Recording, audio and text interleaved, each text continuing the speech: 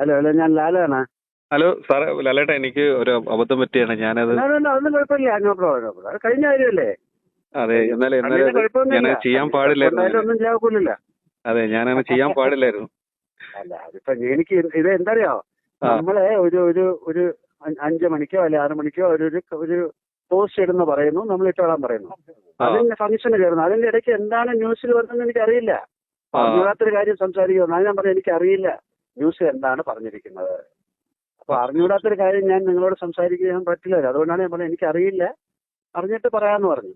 അതെ അതെ, ഞാൻ ഒരു ആവേശത്തിന് വെച്ചുപോയത്, മൈക്ക് വെച്ചുപോയത്.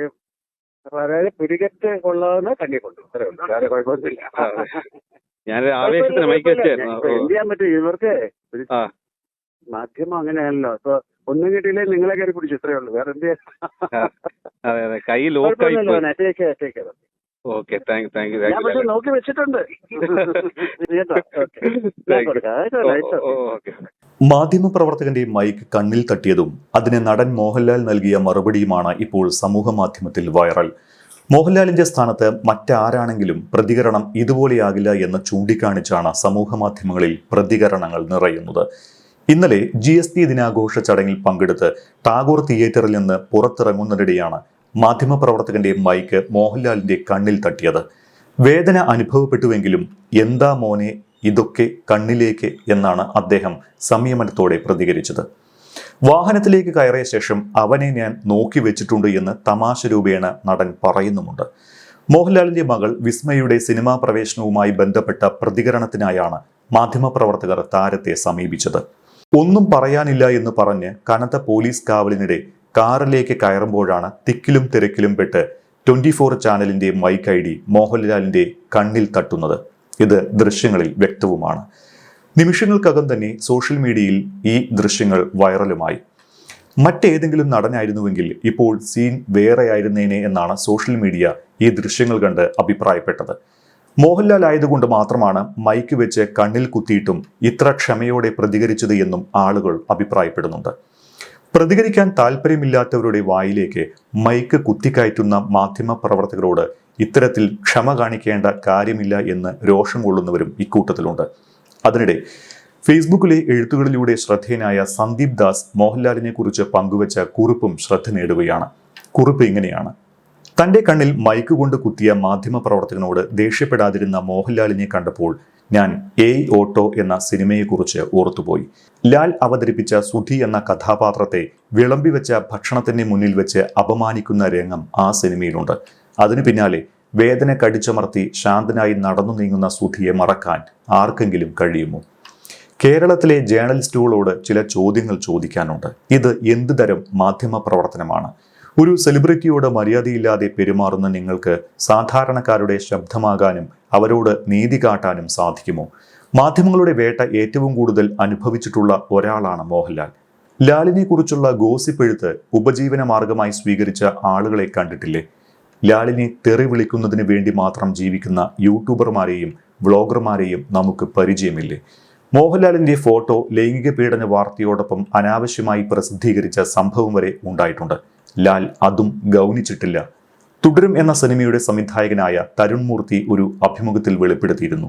സോഷ്യൽ മീഡിയയിലെ വിദ്വേഷം വമിക്കുന്ന പോസ്റ്റുകളെയും ട്രോളുകളെയുമെല്ലാം മോഹൻലാൽ കൈകാര്യം ചെയ്യുന്ന രീതി ശ്രദ്ധേയമാണ്. ഞാൻ ഇവരോടെല്ലാം എന്ത് തെറ്റ് ചെയ്തു എന്ന് അദ്ദേഹം ഒരു നിമിഷം ചിന്തിക്കും.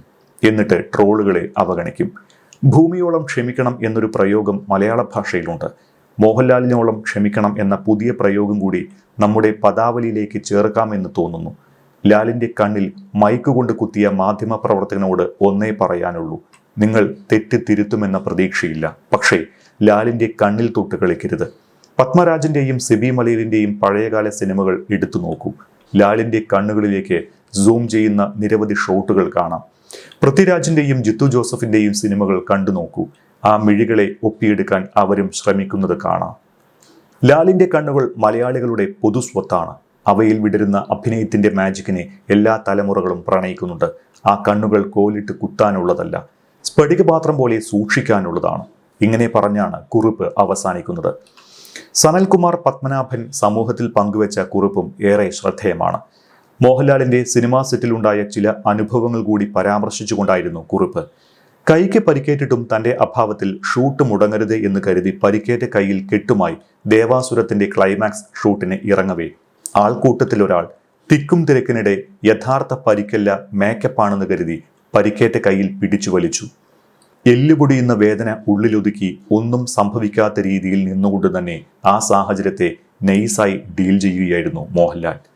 ഇന്നലെ ഒന്നും അറിയില്ല എന്ന് പറഞ്ഞ് പോലീസ് അകമ്പടിയോടെ കാറിൽ കയറാൻ ഒരുങ്ങിയ തന്റെ മുഖത്തേക്ക് ഒരു മാധ്യമപ്രവർത്തകൻ നീട്ടിയ മൈക്ക് കണ്ണിന് താഴെയായി അത്യാവശ്യം വേദനയുണ്ടാക്കുന്ന തരത്തിൽ തട്ടിയപ്പോഴും ആ നിമിഷത്തിലെ ദേഷ്യം ഉള്ളിലൊതുക്കി എന്താ മോനെ ചെയ്യുന്നേ എന്ന് വാത്സല്യത്തോടെ ചോദിച്ച് മുഖം തടവി കാറിലേക്ക് കയറി അവനെ ഞാൻ നോക്കി വെച്ചിട്ടുണ്ട് എന്ന് ഒരു ചിരിയോടെ തമാശ രൂപേണ പറഞ്ഞ് രംഗം ശാന്തമാക്കുക. അതേസമയം ഷൂട്ടിംഗ് ലൊക്കേഷനിൽ പ്രേം നസീർ സാറിന്റെ കൂടെ അഭിനയിച്ചു കൊണ്ടിരിക്കെ നസീർ സാറിനെ അസഭ്യം പറഞ്ഞവനെ ഓടിച്ചിട്ട് ഇടിക്കുക. മോഹൻലാൽ അയാൾ അങ്ങനെയാണ്. അയാൾക്ക് നോവണമെങ്കിൽ കൂടെയുള്ളവർക്ക് കൊള്ളണം. ഏത് പേമാരിയും അയാൾ ആസ്വദിച്ച് നനയും. എന്നാൽ കൂടെയുള്ളവരൊന്ന് ചാറ്റൽ നനഞ്ഞാൽ അയാളുടെ ഇമ്മ്യൂണിറ്റി പതിയെ ക്ഷയിച്ചു തുടങ്ങും. ഇങ്ങനെയാണ് ഫേസ്ബുക്ക്. എന്തായാലും ഇത്തരത്തിലുള്ള കമന്റുകൾ മുഴുവനും സോഷ്യൽ മീഡിയയിൽ നിറഞ്ഞുകൊണ്ടിരിക്കുകയാണ്.